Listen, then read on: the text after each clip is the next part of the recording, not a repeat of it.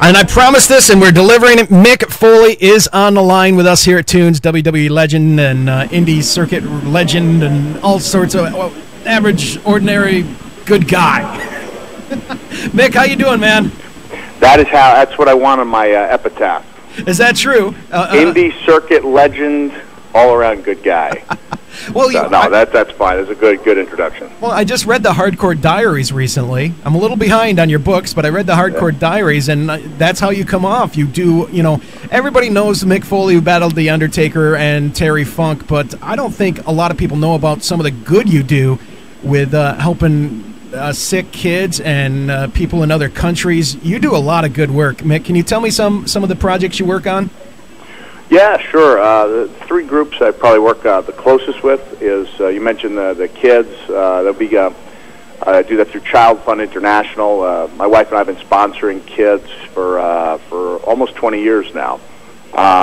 We got 7 kids we sponsor, 3 in Mexico, 1 in Sierra Leone, which is Africa, Ethiopia, which is part of Africa, a kid in Sri Lanka, a girl in the Philippines who's now in nursing school. So we're trying to make a difference. It's a pretty easy difference to make. You can go to childfund.org if anybody's interested in sponsoring a kid or even making a small contribution.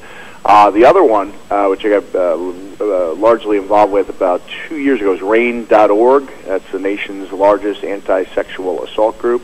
So if anybody wants to help, make a donation, volunteer, or needs help, they can go to that same website, RAIN, RAINN.org.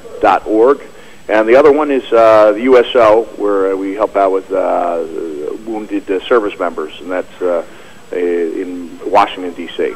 Mick, what made you decide to just give and help out so many great causes?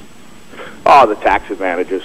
No, I'm my wife popped. No.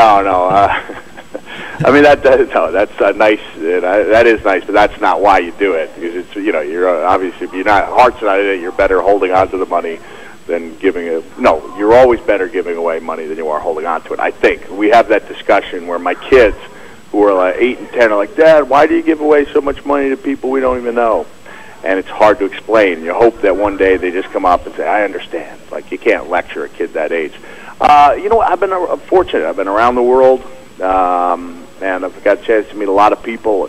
It's tough to tell people, in our country during this economic downturn that, other people have it tougher. But, some people, whether they are survivors of sexual assault or kids, just struggling to live, are in, a lot more pain than the rest of us. So I try to give where I can. Mick, you went to school in Cortland or Ithaca? Cortland. Okay. It's 20 miles, $20,000, about 200 SAT points difference. Now, in your journeys, you used to hitchhike to Madison Square Garden, but what I want to know is, did you ever get down north or to see us in Watertown, New York, on any of your expeditions? No, where I used to hitchhike to. I did hitchhike to the Garden. That was the best known trip where I saw Jimmy Snuka. But if wrestling was anywhere around, I would go. I hitchhiked to Syracuse, hitchhiked to Binghamton on a couple of occasions, and got rides also. And then I would go, to Rochester, Buffalo, wherever it was available, I would go to. But I don't know if I've ever actually wrestled in Watertown. I am a huge wrestling fan. I don't think you have, but you just never know with the way you travel and everything. Mick, flipping through the channels the other night, ESPN 2 in the morning, I happened to see you on this wrestling organization from like 1984. What is this? Captain Lou was there and Don Morocco and. Yeah, that would have been 84. It would have been 1990. Okay. Herb Abrams UWF. When I see that, I'm like, man, they have some nerve referring to this as classics. There are some matches that I remember every single thing about, and others have just wiped out of my memory.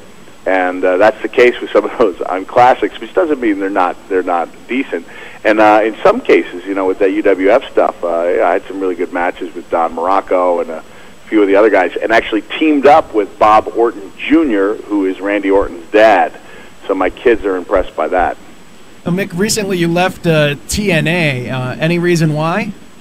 Oh, man. I had my reasons, and I think it's just much more classy to not talk about it until I have a book out where I can make some money off it. No, I'm Come on, buddy. No, you know what? You know, I did have some differences there, and they were. I gave them the option of letting me out of the contract early, so they weren't paying for somebody who didn't really want to be there. So I saved them some money, and they saved me a lot of time on the road where I would not have been happy. So even though it may have looked ugly, I think it worked out for the best. Does visiting the small towns and going to different events that the WWE or TNA wouldn't necessarily hit, does that make you happy? You have a lot of fun in the small towns.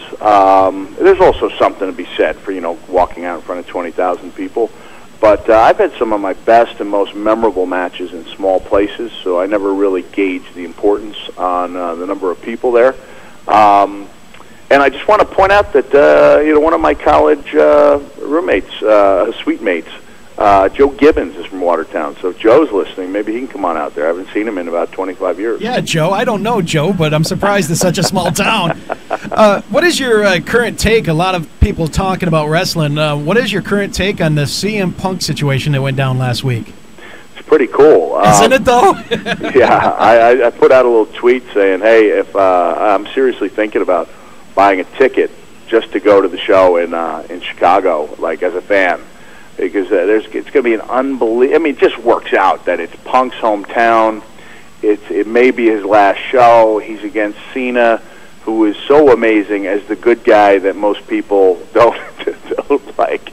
And I don't mean that as a knock. I mean that as a compliment, because most guys wouldn't be confident enough to pull that off, and he just kind of, he laughs about it. He has fun doing it, and my goodness, I would, I think I would, I was trying to think what I could do. I was going to say some kind of great sacrifice in order to get John Cena's royalty check, but I didn't know if, trading my wife in would be a good.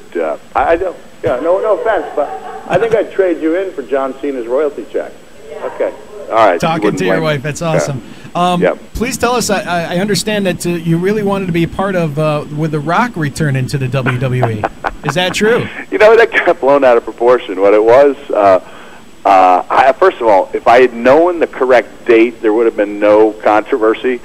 Somebody asked me on Twitter, like, hey, you're going to go to The Rock's birthday on Monday. They didn't say Monday 3 weeks from now. It was, or 24 days from now. And I was like, wait a second. A date opened up, and I was like, I think I could be there. And it seemed like a really cool thing. So the controversy started in the fact that I was like, most guys are just not going to ask their current employer if they could have the night off to work for their former employer. Well, they talked about your book on the website, which was amazing too. Yeah, it was cool. So I think I caused my poor company a lot of aggravation, because that came up, and I was like, well, cool. Of course I don't mind if they talk about it. So I wrote in the paperback that what I saw as like being a casual lunch, like an old friend, it was probably seen as a torrid affair, But I was thankful to have the support. Believe me, I saw the book sales. I could have used a lot more support from a lot of places. Will you be selling these books at the 2CW show Friday at the fair?